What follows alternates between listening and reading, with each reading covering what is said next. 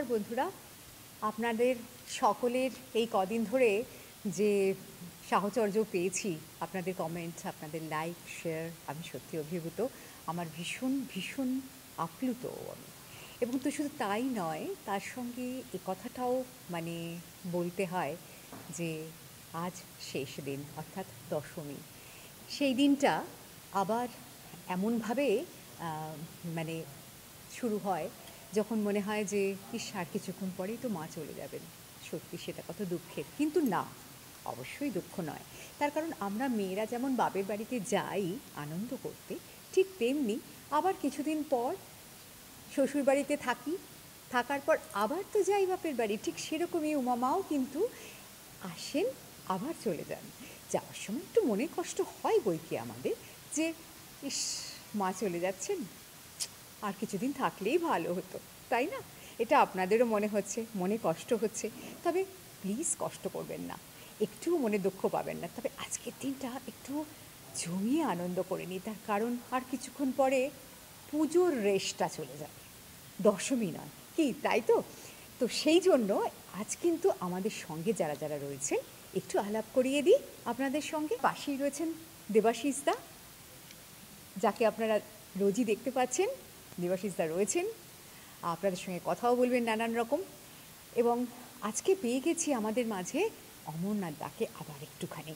তার কারণ সত্যি কথা বলতে উনি সত্যি এত ব্যস্ত পুজো নিয়ে, স্বাভাবিক আসতে পারছেন না, এটা অস্বাভাবিক কিছু নয়, কিন্তু তবু আজকে একটু টেনে ধরেই বসিয়ে দিয়েছি যে একটু আড্ডায় বসবো বলে কথা বলছি আজকে। আর আছেন অতনুদা। অতনুদাকে তো সত্যি পাওয়া যায় না, তো যাই হোক আছেন অতনুদা। আর আছেন আমাদের সঙ্গে সেই মানুষটি যিনি আপনাদেরকে মন ভালো করার জন্য প্রতিদিন একজন না একজন কেউ থাকছেন, আপনাদের গান শোনাচ্ছেন। কত রকমের গান শুনলাম আমরা, না? আজও শুনবো। আমাদের সঙ্গে রয়েছেন দেবারতী। হ্যাঁ, খুব ভালো লাগছে যে তোমাকে পেয়েছি আজকে আমাদের মধ্যে। এই যে মানে আজকে মা চলে যাচ্ছে বলে তো নিশ্চয়ই তোমার মনে একটা দুঃখ মানে একটা থাকবে বা হবে, যে মা চলে যাচ্ছে, সেটা কি একটু হচ্ছে? আমি গঙ্গার ধারে কোনোদিন যাই না, খুব ছোট বয়স থেকেই গঙ্গার ধারে যাওয়াটা ছেড়ে দিয়েছি। বিসর্জনটা আমি দেখতে পারি না, সহ্য করতে পারি না। তো আজকে তো বুঝতে পারছি মা চলে যাচ্ছেন, সেটা কতটা মর্মান্তিক এটা ভাষায় ব্যক্ত করা যায় না। কারণ নিজে হাতে এই যে মেয়ে কদিন ধরে এসেছিল বাপের বাড়ি, তো সব কিছু তাকে আপ্যায়ন করার পর, এত কিছু নিয়ম নিষ্ঠা মানার পর আমি এই কদিন হবিষ্যাহারে থাকি। তার কারণটা হচ্ছে মেয়ের যত্ন করতে করতে আমার বিশাল কিছু খাওয়ার কোনো ইচ্ছে থাকে না, কিন্তু মেয়ের আশীর্বাদে বা মায়ের আশীর্বাদে আমি কিন্তু সারা বছর খুব ভালো মন্দ খাই। তো এই কদিন আমি কোনো রকমে হবিষ্যাহারে থাকি, খুব আনন্দ পাই। এর বেশি কিছু আমার বলার সেরকম নেই। সকলকে আমি শুভ বিজয় জানালাম। আপনারা আনন্দ করুন, মা আবার আসবেন কোনো না কোনো দিন এই বাড়িতে, আবার আপনারাও আসবেন। সবাই আসতে থাকুন। অহংকার নিয়ে পুজো হয় না, যে এটা কোনো একটা আভিজাত্যপূর্ণ বনেদি বাড়ি, সেখানে গেলে সেইভাবে আপ্যায়ন পাবো না। আপনারা এসেই দেখুন, সবাই যথেষ্ট, আপনাদের উপস্থিতিটাই আমাদের মর্যাদার। তো আপনারা এলে আমাদের খুব ভালো লাগবে, দেখা হবে। আমি থাকি না থাকি, আমি চাই যে এ বাড়িতে হাজার হাজার মানুষের পায়ের ধুলো পড়ুক, তবেই ঈশ্বরের আশীর্বাদ প্রাপ্ত হওয়া যায়, তা না হলে সম্ভব নয়। পুরনো সংস্কারে আমরা দেখেছি অনেক কিছুই। ছোটোবেলায় আমরা এখানে বারান্দায় সব কাপড় যেগুলো মাকে দেয়া হতো সেগুলো ধোলাই করে দেয়া হতো। আমরা দাঁড়িয়ে থাকতাম কাক তাড়াতে, যাতে কাক ওই কাপড়ের ওপর না বসে, কোনোভাবে নষ্ট না হয়। তো নারকেল নাড়ু বাড়িতে কাকিমা জেঠিমা বৌদিরা বয়োজ্যেষ্ঠ যারা রয়েছেন তারা সকলে মিলে একসাথে নাড়ু করতেন, প্রায় 100 নারকেলের নাড়ু। তো সেগুলো কিন্তু বাড়ির সবাই করে ফেলতেন। তা এখন সেগুলোর পরিবর্তন ঘটছে। এখন আর সেই কাপড় কেচে শুকুর দেওয়া হয় না, আমাদের কাকতাড়াতেও হয় না। আর তার সঙ্গে সঙ্গে দেখছি যে মানে নারকেল নাড়ুগুলো আউটসোর্সিং করে কিনে আনাই হচ্ছে। বলতে কোনো লজ্জা নেই, কোনো দ্বিধা নেই। তো এখনকার কেউই করছে না। তো বাড়ির মেয়েদের জন্যে আমাদের এই দুর্গাপুজোটার প্রচণ্ড ধরনের একটা আমাদের আনন্দ, যে আমাদের এই একটাই বাড়িতে দুর্গাপুজো, জগদ্ধাত্রী পুজো, কালী পুজো, অন্নপূর্ণা পুজো সব হয় আন্ডার ওয়ান রুফ, মানে এক ছাদের নিচে। তো এটা নিয়েও একটা বিশাল রয়েছে, মানে আমার প্রদাদু অমৃতলাল দাঁ, যিনি এটার প্রতিষ্ঠাতা, তার বোন বাল্য বিধবা, 16 বছর বয়সে সে বাল্য বিধবা হয়ে বাপের বাড়ি চলে আসে, তখনকার দিনের প্রথা রীতিনীতি অনুযায়ী। তো তিনি বাড়িতে চলে আসার পর তিনি দুর্গাপুজোর সময় বলছেন, আমি জানি না তার কত বছর বয়সে বিয়ে হয়েছিল, তো 16 বছর বয়সে বাল্য বিধবা হয়ে ফেরত এসেছেন। তো তিনি বাড়িতে চলে আসার পর দাদার কাছে দুঃখ করে অভিমান করে বললেন যে দাদা, এ বাড়িতে তো দুর্গাপুজো নেই, সুতরাং আমার তো কোনো কাজই নেই, আর এ বাড়িতে তোমাদের ইষ্টদেবী হচ্ছেন জগদ্ধাত্রী, তো জগদ্ধাত্রী পুজোর সময় খুব তোমরা হাঁকডাক করো, কিন্তু দুর্গাপুজোর সময় এবার আমি একদম নিষ্কর্ম হয়ে বসে থাকবো, এটা আমার ভালো লাগছে না, ভীষণ মনোকষ্টে আমি ভুগছি। তো দাদা এটা বুঝলেন, বুঝে তার ছেলেদেরকে, 5 ছেলেকে বললেন যে ব্রাহ্মণ পণ্ডিতের থেকে বিধানটা নাও, যে দুর্গাপুজো এই মঞ্চে করা সম্ভব কি না। বিধান এলো, কেউ চলে গেলেন হরিদ্বার, কেউ চলে গেলেন পুরী, কেউ চলে গেলেন বেনারস। তো বিভিন্ন পণ্ডিতদের সাথে আলোচনা করে বিধান এলো যে এ বাড়িতে দুর্গাপুজো হতে পারে। ধরুন আমার উল্টো দিকে বসে আছে অতনু পাল, তাদের শিবপুরের বাড়িতে দুর্গাপুজো হয়, কিন্তু কলকাতার বাড়িতে জগদ্ধাত্রী পুজো হয়। তো এইসব পরিবর্তনগুলো অনবরত হচ্ছে। এবছর আমাদের বাড়িতে যে মেয়েটি কুমারী হয়েছিল, এতকাল ধরে আমরা জানতাম তাকে ব্রাহ্মণ হতে হবে। এর আগে আমি কুমারী পুজো মানে বাড়ির ছেলেরা করতেন না, তো আমি প্রথম কুমারী পুজো শুরু করি। যে স্বামীজি তো একটা মুসলমানের মেয়েকে নিয়ে পুজো করেছিলেন কুমারী পুজো, তা কেন আমি করব না, এ বাড়িতে কেন কুমারী পুজো করব না। সেই বছর এই বেদিটা বানিয়ে ফেললাম, বানিয়ে ফেলে শুরু করে দিলাম কুমারী পুজো। একটু লাইমলাইটে তো আসতে হবে, ঠাকুর দালানের ভেতরে কুমারী পুজো করব সেটা তো ঠিক নয়, বা এই সিঁড়িতে বসে করব। তো যার জন্য এই বেদিটা বানিয়ে ফেললাম, যে এখানে বসেই যা কিছু হবে তো পরিষ্কার সবাই দেখতে পাবে, কুমারীকে দর্শন করবে, প্রণাম করবে। তো এই সবগুলো করতে আমার খুব ভালো লাগে। তো এগুলোই আমার হবি বলতে গেলে। আর এই অ্যারেঞ্জমেন্টটা, যে দুর্গা পুজো করার যে মানে ইভেন্ট ম্যানেজমেন্টটা, এটা চালাতে হয়। আমাদের যে ট্রাস্ট আছে সেখানে ভাইপোদেরকে ট্রাস্টি করে আমি ওয়ান অ্যান্ড অনলি ফ্যামিলিতে যে প্রথম এই পোস্টটা হোল্ড করি, সেটা আমাদের লয়ার, সলিসিটার সবাইকার রিকোয়েস্টে, যে ওয়ান অ্যান্ড অনলি অ্যাডভাইজার হয়ে তোমাকে থাকতে হবে, তা না হলে আমরা কেউ তোমাদের জন্য আর কোনো কাজেতে অংশ নেব না। একই কথা বলছেন, আমি কতদিনের অতিথি না, ভাইপোদেরকে শিখিয়ে দিয়ে যান আপনি। তো শিখছে, তারাও করবে, আগামী 100 বছর বাদেও হবে। তো এই ভরসা রাখি, মায়ের কাছে এই আশীর্বাদ সব সময় চাই। আজকের দিনে বরণটা হবে, এই যে সবাই মিলে একসঙ্গে মাকে রেখে এই যে নিয়মটা, এই নিয়মটার সম্বন্ধে যদি একটুখানি ছুঁয়ে যান তাহলে খুব ভালো হয়। নিয়মটা এটা পুরো মহিলাদের আচার অনুষ্ঠান, সেখানে সিঁদুর ছোঁয়ানো হবে, বরণ করবে মাকে। তো সব বউরা বাড়ির অংশ নেয় বা বৌদিরা অংশ নেন, যাদের বয়স হয়ে গেছে তো তারাও অংশ নেন। তো এইভাবে বরণ করে ধরুন 20 জন 30 জন সংখ্যায়, অড নাম্বার, নট ইভেন। হ্যাঁ, আর পান থাকে, সুপারি থাকে, সেগুলো দিয়ে করা হয়। হ্যাঁ, সেই সবগুলো দিয়ে গাড়ু করে জল থাকে, চাল থাকে। হ্যাঁ হ্যাঁ হ্যাঁ, কনকাঞ্জলি যেটা বলে, সেটা মা যখন বেরিয়ে যায়, বাড়ির কোনো ছেলে বাড়ির বউয়ের হাতে বা মায়ের হাতে আঁচলে ওইটা ফেলে দিতে হয়। তো সেটা খুবই মর্মান্তিক হয় যে এইবার ফাইনাল টাইম হয়ে গেল, তিনি কিন্তু গঙ্গায়ও যাবেন না আর ঘুরে তাকাবেনও না। যিনি আঁচলে করে নেবেন তিনি আর ঘুরে তাকাবেনও না। সেই অনুযায়ী চলছে সব। বাড়ির বরণ অনুষ্ঠান, যেখানে বরণ হচ্ছে, চলুন।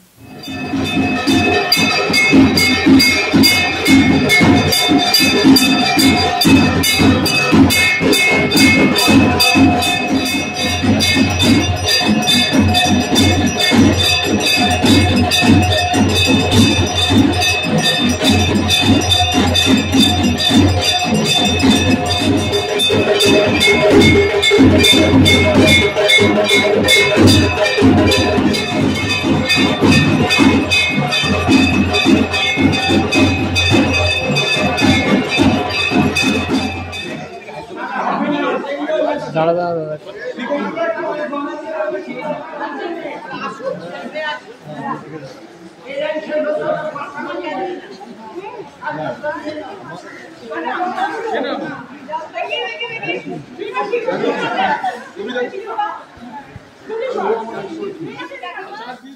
তোমার চোখে একটুখানি দেখতে চাই যে তুমি যদি একটু বলো যে বনেদি বাড়ির আজকে বিজয়া দশমী, আমাদের বাড়িতে বললো না একই মানে ঠাকুর দালানে দুটো শক্তির পুজো হচ্ছে, একদিকে মা দুর্গা, ওদিকে জগদ্ধাত্রী।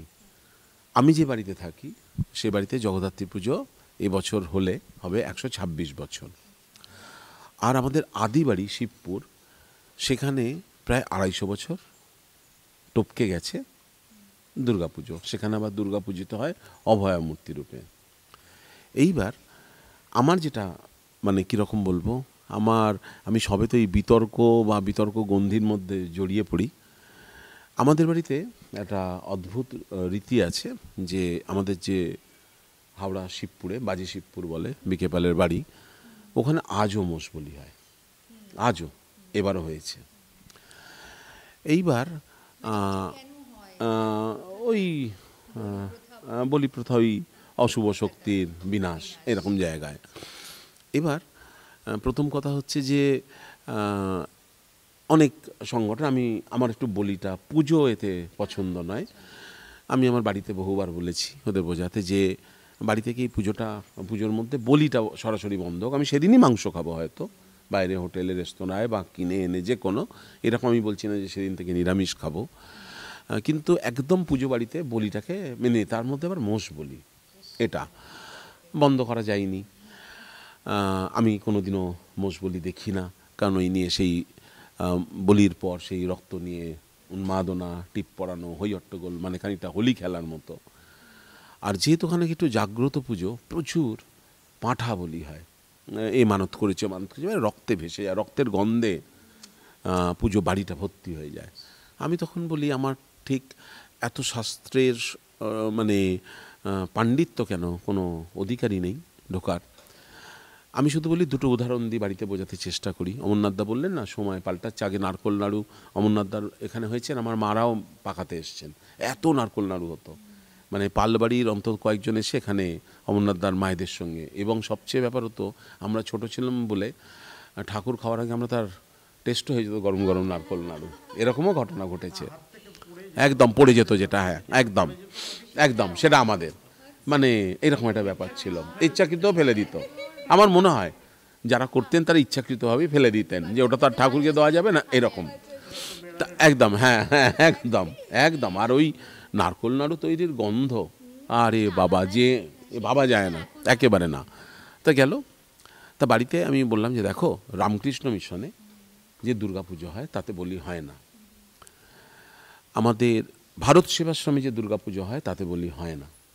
এবার আমাদের প্রত্যেকের ঘরে ঘরে রামকৃষ্ণদেব, সারদা মা, স্বামীজির ছবি, তাকে পুজো করছি, অথচ তার নির্দেশিত পথে এত বলির এ থাকবে কেন? সময় পাল্টাচ্ছে, একটু পাল্টাক না, অসুবিধে কী?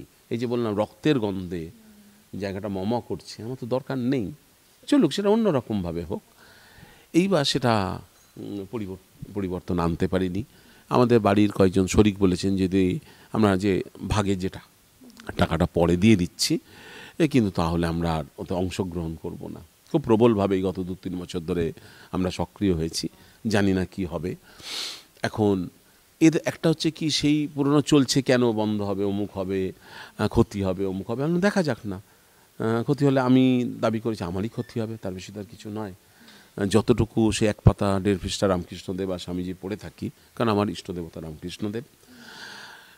কারোর ধর্মবিশ্বাসে ধাক্কা না দিয়ে বলি আংটি জড়িবুটি বিশ্বাস করি না। 5 বার মৃত্যু মুখ থেকে ফিরে এসেছি, মানে এই রকম দূরত্ব থেকে মৃত্যু দেখেছি, এবং প্রত্যেকবারই শেষ মুহূর্তে স্মরণ করছি রামকৃষ্ণদেব, আর কিছুক্ষণের মধ্যে আমি পৃথিবীতে নেই। সেই জায়গা থেকে দাঁড়িয়ে মানে আমার অনেক ছোট্টখাট্ট ব্যাপারেও না বলছি, এটা মানে কোনো না, যাই হোক ফিরে এসেছি, তো আনন্দের কথা।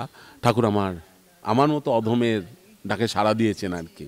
যাই হোক, তা বলি যে ঠাকুরকে বলি যে থাক না, কী অসুবিধা আছে, এরকম একটা জায়গা।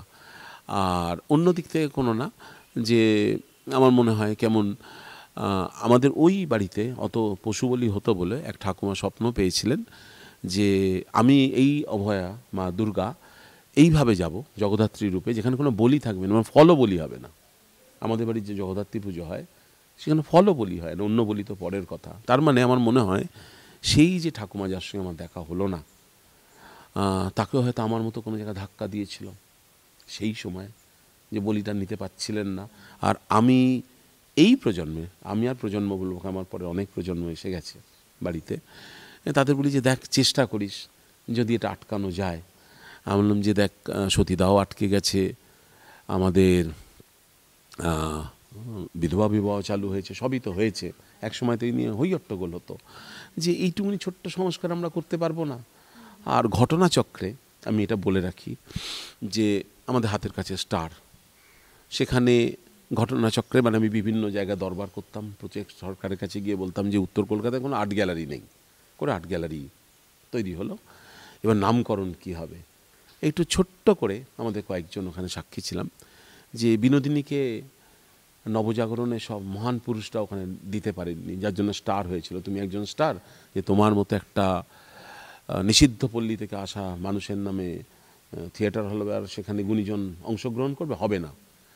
তার মধ্যে করা হলো নটি বিনোদিনী আর্ট গ্যালারি, সক্রিয়ভাবে ছিলাম।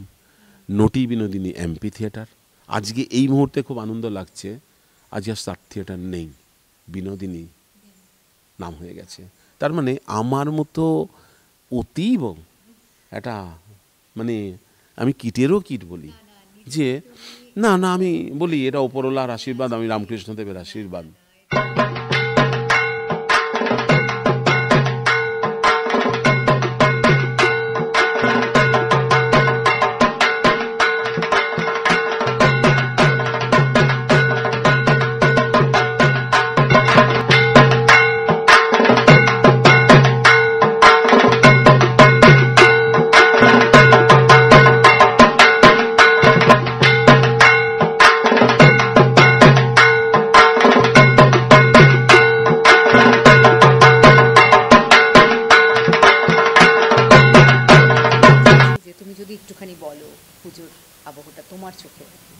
শোনার চেয়ে তো আনন্দ থাকতে পারে, অনেক সময় বলে বোঝানো যায় না। আর অতনু ভাইয়ের থার্ড আই না, দেখতে পাচ্ছি তো, অমরদার চোখে জল। সবাই বলেন যে অশ্রুর মতো পবিত্র বাড়ি আর কিছু নেই। উনি মাকে মানবীর মতো দেখতে পাচ্ছেন। ঠাকুর যেমন বলছেন নেমা তুই খা। অনেক পুঁথি পড়া পণ্ডিত অনেক শব্দ ব্যয় করেও এই কথাটা বলতে পারেন না যেটা ঠাকুর সহজে বলতে পারেন, অথচ তিনি সব শাস্ত্র অধ্যয়ন করেছেন এবং সেটাকে পালন করেছেন, আচরণ করেছেন। শুনছিলাম, খুব ভালো লাগছিল। আর নিভা তুই জিজ্ঞেস করছিলি না, হ্যাঁ গুণী মানুষদের তো নিশ্চয়ই দেখেছি, কিন্তু সবাই কোথায় যেন এক হয়ে যায়। মায়ের এইটাই কৃপা যে সেখানে কোনো অসাম্য থাকে না। দূরদর্শনে কাজ করেছি, আমার খুব স্পষ্ট মনে পড়ে গঙ্গার ঘাটে যখন বিসর্জন, ছপাত করে একটা আওয়াজ, একটা আহা, একটা কোথাও বিলাপ, ওটার মধ্যে কোনো আনন্দ নেই, একটা ধ্বনি উঠত, সেগুলো দেখেছি, সেই অনুষ্ঠানে যোগ দিয়েছি। আকাশবাণীতে আমাদের কোন বাড়িতে, এই দাঁবাড়ির কথাও নিশ্চয়ই উঠেছে, শহরের শহরতলিতে বিশেষ করে কি কি বিশিষ্ট বাড়ির বিশেষ পূজা, এই নিয়ে আমাদের অনুষ্ঠান হতো। মানে প্রতিদিন আমরা যেমন করলাম, আজ ষষ্ঠী থেকে দশমী আনলাম, এবং অমরদাকে কাঁদতে দেখে সেই কনকাঞ্জলি বারবার মনে পড়ছিল বাড়ির বোনটা হয়তো শ্বশুর বাড়িতে চলে যাচ্ছে, হ্যাঁ, যাকে এতদিন কোলে পিঠে করে বড় করা, কিংবা তার স্নেহে বড় হওয়া, ওই যে মা আর মানবী এই যে মিলে যাচ্ছে, এটা তখনই সম্ভব যখন ভেতর থেকে ভালোবাসা। আমরা ছোটবেলায় ওই নাড়ুটুকু পাবো, তারপর সব ছিল নিমকি, কুচু নিমকি, জিভে গজা, তাই না? এবং সবার নিমন্ত্রণ থাকতো। এটাকে আমি বলবো সাম্যবাদ। সেখানে কার কি ফিনান্সিয়াল স্টেটাস, যেটা আজকাল বলা হয়, নিপা, আজকাল আমার মনে হয় আমরা ভ্যালু আর প্রাইসের মধ্যে তফাৎটা ঠিক করতে পারি না। আমরা প্রাইস ট্যাগ দেখে ভ্যালু তৈরি করি। তুমি যে কথা বলছিলে আমিও বলবো, বা অমরদা যে কথা বলছেন, সেই ভ্যালুজের কথা বলছেন, মূল্যবোধের কথা বলছেন। মা তো কদিনের জন্য আসেন সপরিবারে, এবং এটাও একটা পরিবার একসঙ্গে বাঁধা থাক, তাই না? আমরা বারবার এরকম শুনি যে পাশের ফ্ল্যাটে যিনি থাকেন তাকে দূরবীন দিয়ে দেখতে হয়। এরকম হবে কেন? তা নয়, বিচ্ছিন্ন হয়তো হয় না, এই তো আশা, এই তো যাওয়া, মাঝে সময় অল্প, জীবন নামের বৈঠা বাওয়া, অসামান্য গান গল্প। এই কদিন ধরে শুনলাম, নিপা। আর তোমরা সকলে বলছো না, তার থেকে না আমার একটা কথা মনে হলো, সেটা হচ্ছে কিছুদিন আগে একটা বিতর্ক হয়েছে। বিতর্কটা আমার কেন জানি না মনে হলো যে আমার চ্যানেলে আমি একবার বলবো। যেমন এই যে মাকে ভালোবাসেন বলে অমরনাথা কাঁদছেন, কিংবা তুমি যেটা বলছো যে এই যে মানে এই যে বলি প্রথা, এটা আমার ভালো লাগছে না, এই যে জায়গাটা থেকেই আমি বলছি, যে জিনিসটা নিয়ে বিতর্ক করছেন আগে জানুন যে কেন বিতর্কটা করছেন, তার পিছনে কারণটা কী। আজকে একটা মানুষ যদি সেই জায়গায় চলে যায়, মানে ধরুন রাম যখন বনবাসে গিয়েছিল, তখন আমরা জেনেছি যে রাম বেশ কিছু জায়গায় বনবাসে ঘুরে ঘুরে তার শিষ্যদের সঙ্গে দেখা করতেন। অমরনাথদা বা আপনারা হয়তো বলতে পারবেন তার নামটা, আমার এক্ষুনি নামটা মনে পড়ছে না। সেই মহিলার বাড়িতে রাম আসবে বলে উনি অনেক আগে থেকে না গাছে, যে ওনার বাগানে যে ফলগুলো ফলতো, সেই ফলগুলো উনি চেকে চেকে দেখতেন, এবং সেই ফলগুলো চেকে চেকে দেখে সেইগুলো রাখতেন যেগুলো ভালো, যে রাম এসে খাবে। তার কাছে রাম ছিল ভগবান, ঠিক আছে? রাম এরকম জায়গায় ছিল। সেই ভাবটা যে মানুষের মধ্যে হচ্ছে, সেই ভাবটা যদি আজকে কোনো মানুষের মধ্যে হয়, তাহলে আমরা তাকে কিভাবে বলবো যে না, এই মানুষটা এরকমভাবে কথা বলছে, মা এরকম করছে। মমতা শঙ্কর কি বলেছেন না, বলেছেন যে আমার বাড়িতে যা খাবার দাবার হয় আমি সেগুলো খেয়ে দেখি, তারপর ঠাকুরকে দিই। এর অর্থটা কি? তিনি কি খারাপ কথা বলেছেন? তার মানে তো ওটাই। আজকে কত বছর আগে রামায়ণে রাম খেয়েছেন সেই শিষ্যদের খাবার, যেই শিষ্যরা তার খাবার এঁঠো করেই রেখেছিলেন, তিনি ভালো কিনা সেই খাবারটা দেখার জন্য। তাহলে বলো। আমার শিল্পকলার গুরু, ফটোগ্রাফির গুরু না, ওনার মুখে শোনা, যদি এটা বুদ্ধিস্ট কোনো জায়গার ওনার নিমন্ত্রণ ছিল, সবাই মিলে বসেছেন খেতে, ওদের যে ঠিক অমরনাথ দেব বাড়ির প্রধান একজন হিসেবে বসে আছেন, বাড়ির কর্তা হিসেবে। তা সবাই বললো আমরা খেতে বসেছি। তা উনি করলেন কি, বিভিন্ন রেকাবিতে বিভিন্ন রকম জিনিসপত্র সাজানো রয়েছে, একটা করে চাখছেন, রাখছেন, রেখে দিচ্ছেন সবটা। সবটা যখন চাখা শেষ হয়ে গেল তখনও খাওয়া শুরু হয়নি। এইবার ওইটা তুলে ধীমানদাদের ওদিকে বসিয়ে দিলেন। বুদ্ধ ধর্মে আছেই, ওখানে গৃহকর্তা চেক করে দেখে নেন যে উৎকৃষ্ট জিনিসটা সবকটা মান উত্তীর্ণ হয়েছে কিনা, দিয়ে এই যে তার অতিথিকে বরণ করা, যে আমি চেখে দেখেছি একদম আমার বিচারে ওটা একদম পাক্কা আছে, আমার বাড়ির শ্রেষ্ঠ খাবার দিয়ে তোমাকে আহ্বান করছি যে তুমি এটা খাও, আমি টেস্টেড। কোথায় হিন্দু ধর্মের তুমি যে কথা বলছো, আমি বুদ্ধ ধর্মের ধীমান দাশগুপ্তর কথা তুলে বলছি। এরকমভাবে ওদের হয়। আগেকার দিন রাজা বাদশাহরা যখন খেতেন তখন তো আগে দেখে নেওয়া হতো, সেটা হয়তো তার অন্য কারণ থাকতে পারে, কিন্তু যে কথা তুমি বলছিলে উৎকৃষ্টতম জিনিসটা দেব, যার জন্যে ঠাকুরের কাছে কোনো ছেঁড়া ফাটা কোনো জিনিস দেওয়া হয় না, সবচেয়ে ভালো। আর কোনো অতিথি এলে, আজ যে আমরা দাঁ বাড়িতে এসেছি, কত আপ্যায়ন, কত ভালো লাগলো আমাদের সত্যি প্রত্যেকে। এবার সেই লোকায়ত জায়গা থেকে এ করা হয়, যে বাড়ির দেখবে এক একটা বাড়ির এক এক রকম খাবার দাবার, সেই বাড়ির মানুষজন যেটা খেতে ভালোবাসেন, আমরা যেমন বলি যে আমি এটা ভালো তৈরি হয়, তাই আমাদের কাছে একটা বিষয়, আমরা জাস্ট তো আমাদের নিজেদের আড্ডার জন্য এই বিষয়গুলোকে তুলে নিয়ে আসছি। তবে আজকে কিন্তু এবার একটু দেখব বাকি যে পুজোগুলো এখনও আপনাদেরকে দেখায়নি, সেই পুজোগুলো, অর্থাৎ কলকাতায়, বম্বে, লন্ডন এবং আরও বাইরের যে সমস্ত পুজো।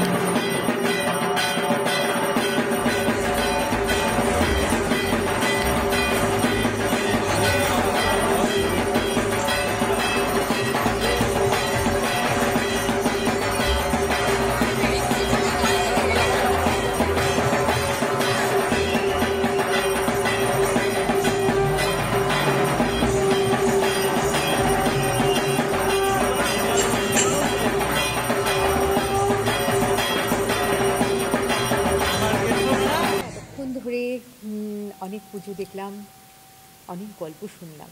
আশা করি আপনাদের সব কিছু ভালো লাগছে।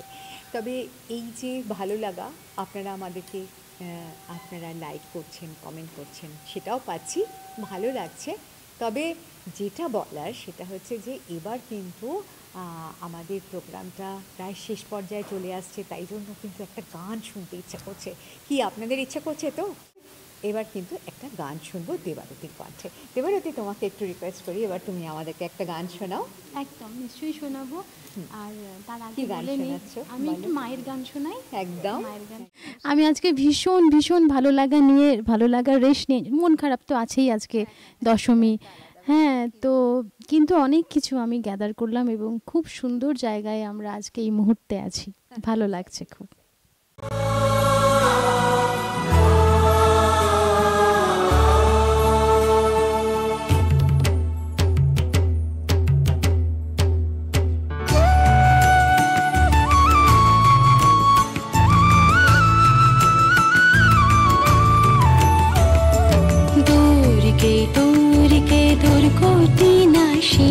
মহিষাসুর মর্দিনী জয় মা দুর্গে, দুর্গে দুর্গে দুর্গতি নাশিনী, মহিষাসুর মর্দিনী জয় মা দুর্গে।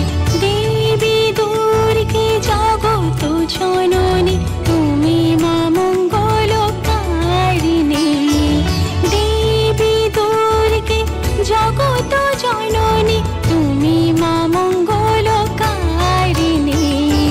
দুর্গে দুর্গে দুর্গতি নাশিনী। নাশিনী মহিষাসুর মর্দিনী জয় মা দুর্গে দুর্গে দুর্গে দুর্গতি নাশিনী মহিষাসুর মর্দিনী জয় মা দুর্গে।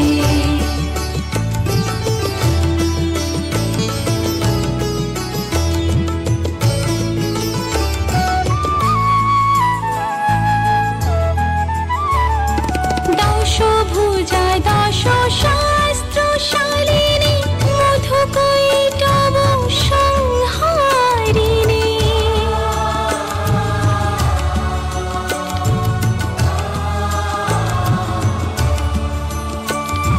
দশভুজা দশ শাস্ত্র শালিনী মধুকৈটব সংহারিণী অদ্বিতীয়া তুমি অনন্যা অদ্বিতীয়া তুমি অনন্যা ভবানী মা দুঃখ হারিণী দুর্গে দুর্গে দুর্গতি নাশিনী মহিষাসুর মর্দিনী জয় মা দুর্গে।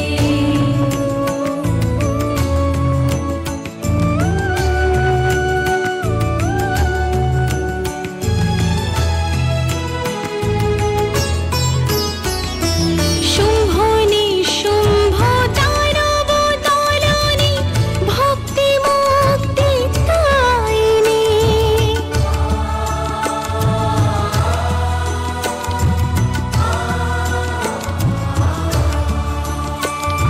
শুম্ভ নিশুম্ভ দানব দলনী ভক্তি মুক্তি দায়িনী যোগ প্রসবিনী মহাযোগিনী যোগ প্রসবিনী মহাযোগিনী চণ্ডিকে মা শিবানী দুর্গে দুর্গে দুর্গতি নাশিনী মহিষাসুর মর্দিনী জয় মা দুর্গে দেবী দুর্গে জগত জননী তুমি মা মঙ্গলকারিণী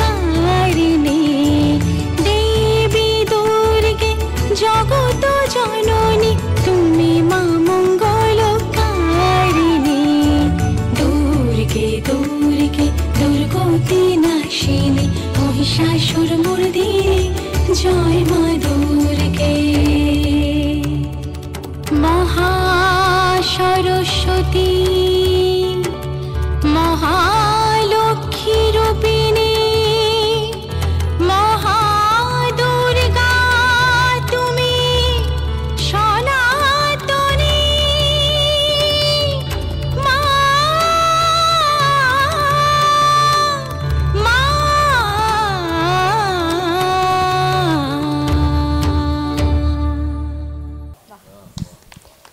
খুব সুন্দর, খুব সুন্দর। সত্যি মানে এত সুন্দর গান শোনার পর মনে হচ্ছে কি আর যে উঠে যাই, মনে হয় আরও গান শুনি, কিন্তু আমি জানি যে আমাদের সময়ের একটা সীমাবদ্ধতা রয়েছে, প্রত্যেকেরই নানান রকমভাবে আজকের দিনটা আমরা ব্যস্ত মাকে নিয়েই, তো সেখানে সেখানে সকলের যেতে হবে, আপনারাও যাবেন জানি, তবু এটুকুনি বলি যে আপনাদের সকলের কাছে এটাই প্রার্থনা রইল যে সবাই মিলে জাহ্নবীকে সাপোর্ট করুন, জাহ্নবীর পাশে থাকুন এবং জাহ্নবী চ্যানেলকে অনেক অনেক শুভেচ্ছা শুভকামনা যেমন আপনারা পাঠাচ্ছেন তেমনি পাঠাতে থাকুন, যাতে দর্শকরা কিছু দেওয়ার আগে আমি জাহ্নবীকে জানালাম অত্যন্ত ভালো করেছেন, অত্যন্ত পরিচালনার দায়িত্ব নিয়ে ভালো করেছেন। অনেক ধন্যবাদ, অনেক ধন্যবাদ, সেই অনেক ধন্যবাদ, অনেক ধন্যবাদ দাদা। সত্যি কথা বলতে আপনাদের সকলের কাছে আমি বিদায় নিচ্ছি এই বলে যে এরপর আপনারা আবার দেখতে পাবেন জাহ্নবীর আবার নতুন নতুন ভিডিও, নতুন নতুন অনুষ্ঠান। তবে এভাবে হয়তো এত বড় করে করতে পারবো না, কিন্তু আপনাদের কাছে আমি যেভাবে আসি প্রত্যেকবার ঠিক সেভাবেই আসবো। আশা করি আপনারা প্রত্যেকবার যেভাবে জাহ্নবীর 2000 সাবস্ক্রাইবার করেছেন, এবার আস্তে আস্তে সেটা বেড়ে অনেক অনেক বেশি হয়ে যাবে, সেটা আপনাদেরই জন্য, কারণ আপনারাই যে আমার পাশে আছেন তাই। যাই হোক, আজ তাহলে আর সময় নষ্ট করছি না, আজ আসি, দেখা হবে আবার পরবর্তী ভিডিও। নমস্কার।